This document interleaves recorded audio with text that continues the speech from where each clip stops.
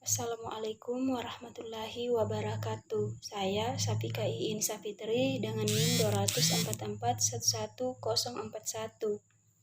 Saya akan mempresentasikan konsep dasar Sistem Informasi Geografis atau dalam singkatan dari SIG.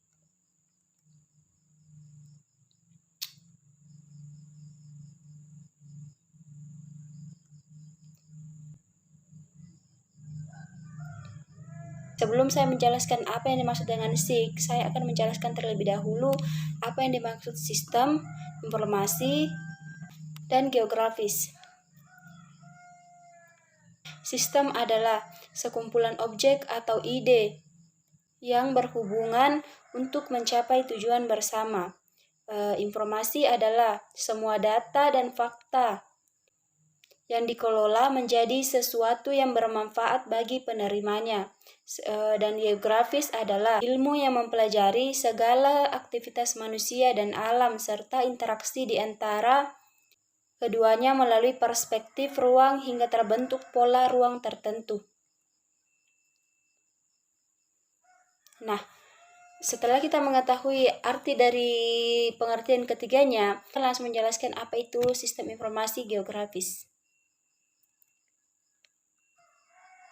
Sistem informasi geografis atau SIG, Geographic Information System atau GIS, merupakan sistem informasi berbasis komputer yang digunakan untuk mengolah, menganalisis, mengintegrasikan, menyimpan, dan menampilkan data informasi berbasis geografis. Sebenarnya, sistem informasi geografis ini memiliki arti yang luas. Ada juga beberapa ahli yang mendefinisikannya. Salah satunya Aronoff. Menurutnya, SIG adalah suatu sistem berbasis komputer yang memiliki kemampuan dalam menangani data bereferensi geografi, yaitu pemasukan data, manajemen data atau penyimpanan dan pemanggilan kembali, memanipulasi dan analisis data, serta keluaran sebagai hasil akhir atau output. Hasil akhir atau output dapat dijadikan acuan dalam pengambilan keputusan pada masalah yang berhubungan dengan geografi.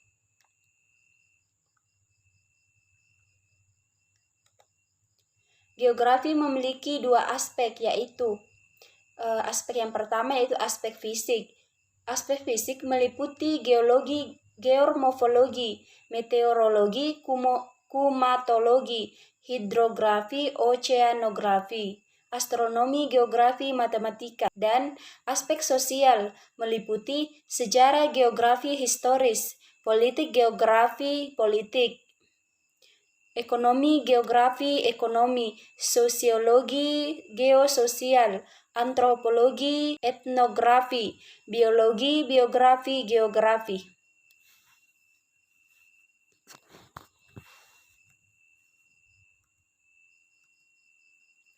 Sepuluh konsep dasar esensial geografi. Yang pertama, lokasi.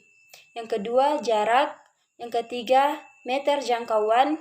Yang keempat, pola. Yang kelima, morfologi. Yang keenam, aglomerasi. 7, nilai guna. 8, interaksi atau interdependensi. 9, diferensiasi area. Dan yang terakhir adalah keterkaitan ruang. Prinsip dasar geografi. Prinsip suatu ilmu digunakan sebagai dasar untuk menjelaskan fenomena yang terjadi dengan memahami karakteristik yang dimiliki dan keterkaitan fenomena tersebut dengan permasalahan lain. Adapun prinsip-prinsip yang dipegang dalam geografi sebagai berikut. Yang pertama, distribusi adalah persebaran fenomena geografi. Yang kedua, interrelasi adalah pola hubungan atau keterkaitan antar fenomena yang terjadi di permukaan bumi. Yang ketiga, deskripsi adalah penjelasan fenomena yang ada di bumi. Dan yang terakhir, korologi adalah kondisi suatu wilayah perpaduan distribusi, interrelasi, deskripsi.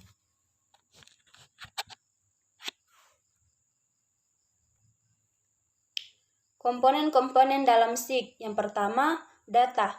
Data adalah bahan dasar yang dapat diolah atau diproses menjadi suatu informasi yang memiliki arti, sehingga berguna untuk suatu keperluan.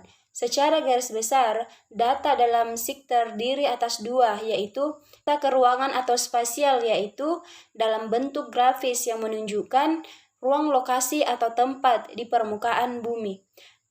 Data spasial terdiri atas 3 elemen gambar, yaitu tipe titik, garis, dan area. Yang kedua, data atribut. Data yang merepresentasikan aspek-aspek deskripsi dari suatu fenomena yang ada di permukaan bumi dalam bentuk narasi atau angka.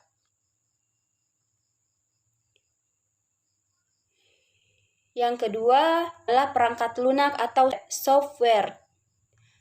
Perangkat lunak adalah program yang merupakan sistem yang berfungsi untuk mengoperasikan SIG. Beberapa program yang sering digunakan dalam SIG antara lain ArchInfo, ArchView, Mavinfo, dan ArchGIS.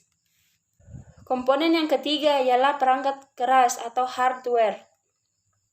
Hardware meliputi komputer terdiri atas CPU atau Central Processing Unit dan memori. Yang kedua, media penyimpanan data, yaitu hard disk, diskette drive, dan CD-ROM drive. Yang ketiga, media perekaman data, yaitu keyboard, mouse, scanner, dan digitizer. Yang keempat, media penampilan data, yaitu VDU atau Visual Display Unit, printer, dan plotter. Yang keempat, yaitu komponen sumber daya manusia atau brainware. Brainware adalah komponen manajemen yang sangat menentukan dalam SIG dan metode yang digunakannya. Brainware merupakan kemampuan manusia dalam pengelolaan dan pemanfaatan secara efektif dan efisien. Manusia merupakan subjek atau pelaku yang mengendalikan seluruh sistem sehingga sangat dituntut kemampuan dan penguasaan terhadap ilmu dan teknologi yang berhubungan dengan SIG. Selain itu, diperlukan pula kemampuan untuk memadukan metode pengelolaan dengan pemanfaatan SIG agar SIG dapat digunakan secara efektif, efisien, sehingga informasi yang dihasilkan tepat dan akurat. Selanjutnya, prinsip kerja SIG. Secara garis besar, prinsip kerja SIG adalah berupa ketampakan data-data pada peta untuk keperluan analisis wilayah. Data-data yang dirumuskan pada peta adalah data-data yang merupakan variabel atau menjadi faktor pengaruh terhadap analisis yang akan dilakukan. Misalkan, akan dianalisis daerah mana saja yang rawan terhadap banjir, maka diperlukan data-data yang mempengaruhi kemungkinan terjadinya banjir. Data-data tersebut menjadi variabel atau faktor-faktor penentu antara lain meliputi curah hujan, kemiringan lahan atau lereng, jenis tanah, kerapatan perumahan, jaringan jalan, vegetasi, dan lain sebagainya. Subsistem SIG. SIG merupakan suatu sistem yang terdiri atas beberapa subsistem yang satu sama lainnya saling terkait. Secara garis besar, subsistem di dalam SIG terdiri atas 4, yaitu yang pertama, masukan data atau input, yaitu subsistem dalam SIG yang berfungsi mengumpulkan dan mempersiapkan berbagai data spasial maupun atribut dari berbagai sumber untuk dikonversi atau diubah ke dalam format-format yang dapat digunakan dalam SIG. Contohnya peta, tabel, laporan, data statistik, foto udara, citra satelit, pengukuran lapangan. Yang kedua, subsistem penyimpanan dan pemanggilan, yaitu subsistem dalam SIG yang berfungsi mengorganisir data spasial ataupun data atribut ke dalam basis data dapat dengan mudah dipanggil kembali untuk diadakan pengeditan, revisi, dan pembaharuan data. Yang ketiga, subsistem analisis, yaitu melakukan pengolahan dan pemodelan data agar dapat menghasilkan data yang diharapkan. Contohnya, pemodelan untuk menghasilkan informasi baru. Yang keempat, subsistem keluaran output atau penyajian. Contohnya peta tabel, laporan, dan data digital. Selanjutnya, jenis sumber data. Yang pertama, peta analog. Yang kedua, penginderaan jauh. Yang ketiga, data hasil pengukuran GPS. Yang keempat, data hasil pengukuran lapangan.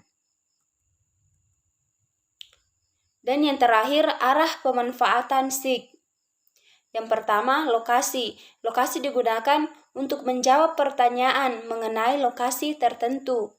Yang kedua, kondisi. Untuk menjawab pertanyaan mengenai kondisi dari suatu lokasi. Yang ketiga, tren. Untuk melihat tren dari suatu keadaan. Dan yang terakhir, pola. Untuk membaca gejala-gejala alam dan mempelajarinya.